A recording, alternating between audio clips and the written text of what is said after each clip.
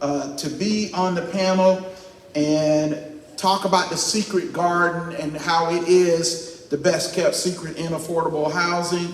Our panel will shed light on the past, present, and future. So first we welcome the man who was the executive director of FHP from 1997 until his retirement in 2018. He's come all the way from Colorado to be here tonight.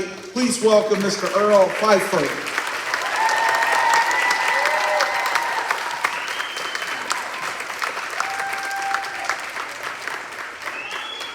Next, we have the man who joined FHP in 2015 and took over as executive director of the organization in 2018. He still serves in that capacity today. Say hello to Mr. Mike Morina. Mike.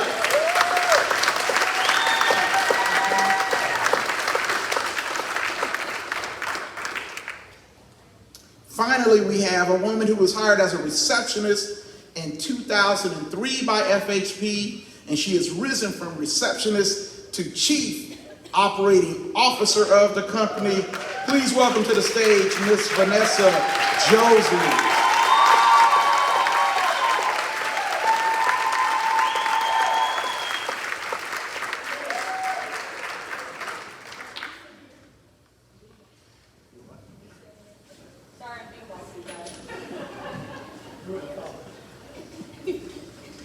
Past, present, future.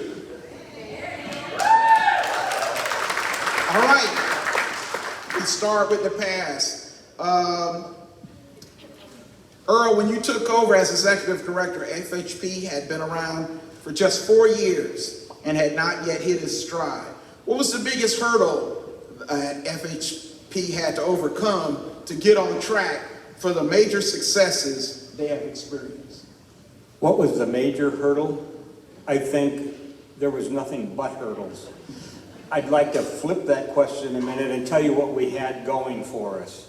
Number one, we had the support of the Department of Agriculture, and we had a grant that paid for the salaries of our staff. We had an office where we could sit and work. We had a subdivision that had just been developed, what was in the process of being developed, and also USDA had a really great loan program. We had to learn how to maneuver all of that, and obstacles were at every corner. And I just can't pick one because there was a mountain of issues. And it took us several years, and it took us developing a great staff to really get into our stride. So what makes FHP different from other programs? Well, I think it is our relationship with the Department of Agriculture. I have a 35-year background in affordable housing, and this self-help program that USDA has is absolutely the best program in the country to put first-time home buyers in homes that they have built themselves. So that's the partnership. USDA, the 523 grant, and the 502 mortgage is probably the secret sauce baked into our success. Excellent, excellent. Kudos again to USDA. Yeah, please, applause. All right, Mike, we've heard a little bit about the past. Let's talk about the present. Where does FHP stand today? Picking up. Is it on? Yeah. Okay.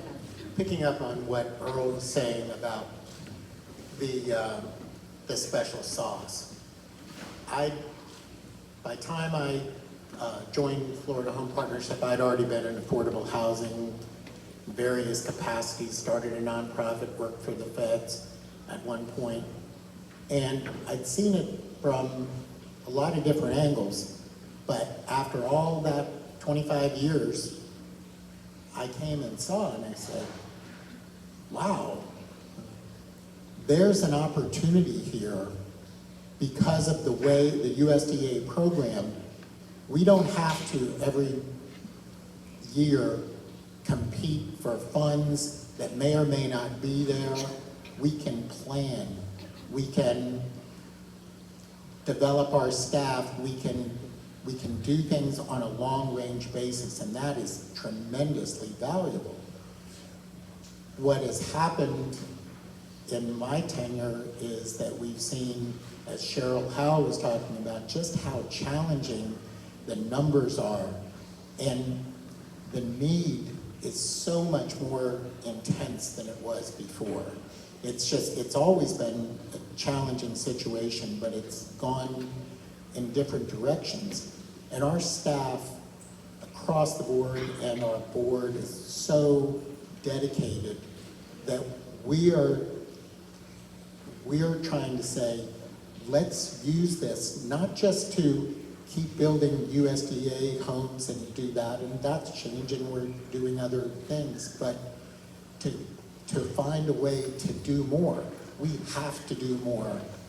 And that's not just my feeling, it's our staff, that we want to leave a bigger footprint. It's not that we feel that we just want more of the same, that the need is so great that we're looking in different places, trying different things, because we just have no other choice. And it's hard work, but it's very, very exciting to do that. So that is how I would say that we're building on the success, and we realize that we really have a responsibility because we're in a position to do what very few nonprofits are.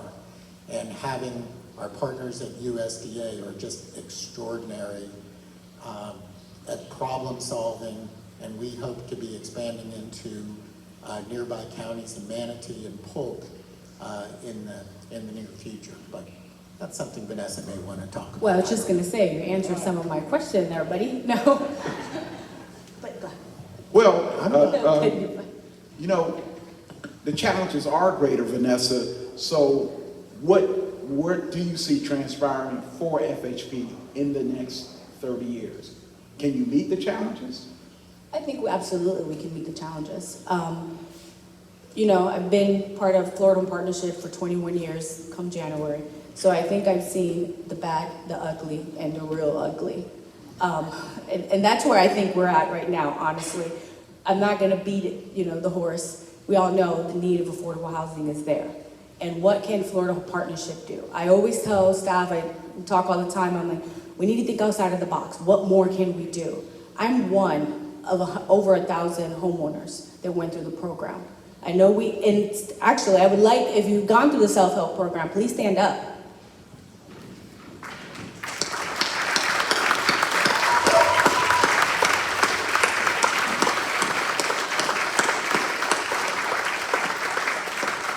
So we know the need is there, is what can we do? As like Mike mentioned, we're looking at different options, what's available for us. The biggest issue is land, right? So that's what we need to look at. We want to go into different counties. In the previous years, we were in Pasco County. Now we're looking at Manatee, Polk. So yeah, that's pretty much. So we've talked tonight, Vanessa, about the support you've received from USDA. We've talked about the report you have received from the county. How important is it for our elected officials to, one, understand the issue that affordable housing and the need for affordable housing, and how important is it for them to support your efforts?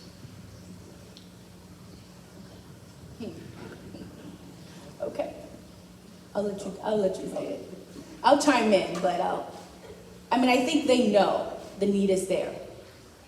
Whether they do their part or not, that's another story. Well, let me put it this way. How important is it for our audience to let our elected officials know that they need to support? It's probably one of the most important things everyone can do is to let the elected officials know the need. And what's especially helpful is like these testimonies we had from 2 clients today, and we have county staff here to acknowledge that, and USDA staff, and they see that.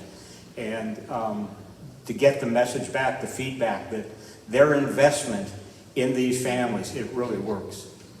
Yeah, if I was in church, I would say, preach! Preach! It's all about partnership. To add a little bit to that, What I would ask for elected county officials is, I understand right now there's some issues about some of the priorities and where the money goes.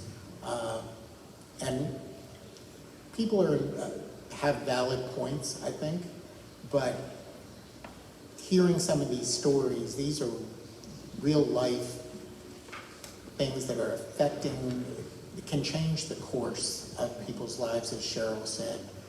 And what we hope we could get more of is more dialogue to say, I understand there's a transportation issue. I understand this or that, but let's say, how do we address that instead of just saying, no more of this? Let's talk about it, because I think we can find a solution.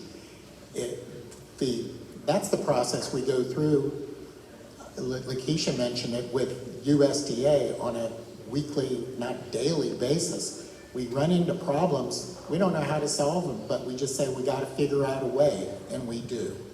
So You got to find a way when there's no way.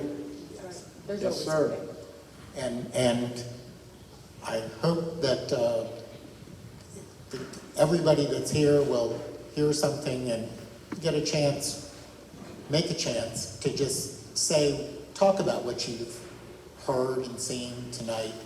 And if you can ever say, this is something we can support, let's find a way. Don't have to be confrontational, but say, this is worth it.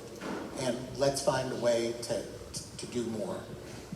All right, as we wrap up, let me just ask you, do you have any closing thoughts? I'd like to acknowledge my great friends and the co-workers at Florida Home Partnership, because that really truly is the secret sauce. When I came there, there were some very disengaged employees that were working, and they didn't last very long. And somebody told me to hire one of the homeowners. And so I made it a practice to hire every position. We would advertise it to our homeowners. And by the homeowners getting involved and working for us, they can tell their story to every client that runs in the front door or comes in the front door. Hey, I did it, you can do it as well. And without a doubt, the lasting legacy at FHP is just what a great staff. At one point, there was over 50% of the staff at FHP that was in the self-help program.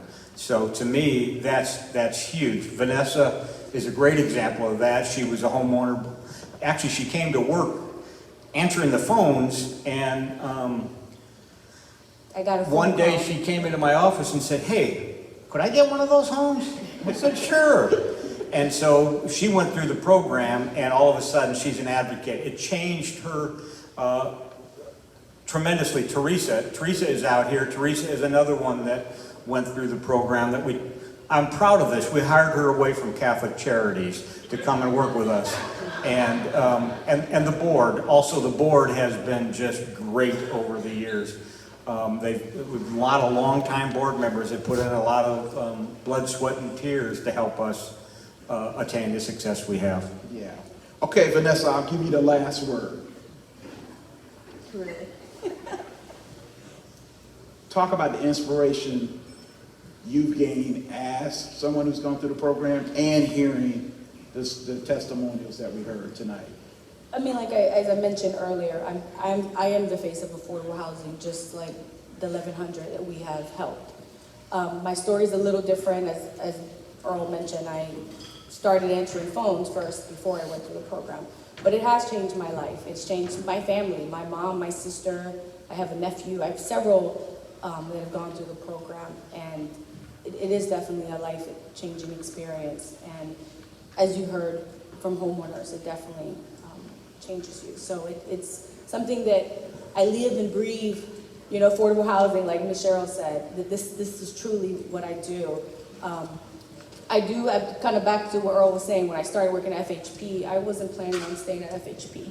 I just needed a job. I was a flight attendant and came back into the area, and then I learned about the mission and appreciated it, and then 21 years later, I'm still here. So this is truly a blessing for me. So. Beautiful, beautiful. Thank you so much.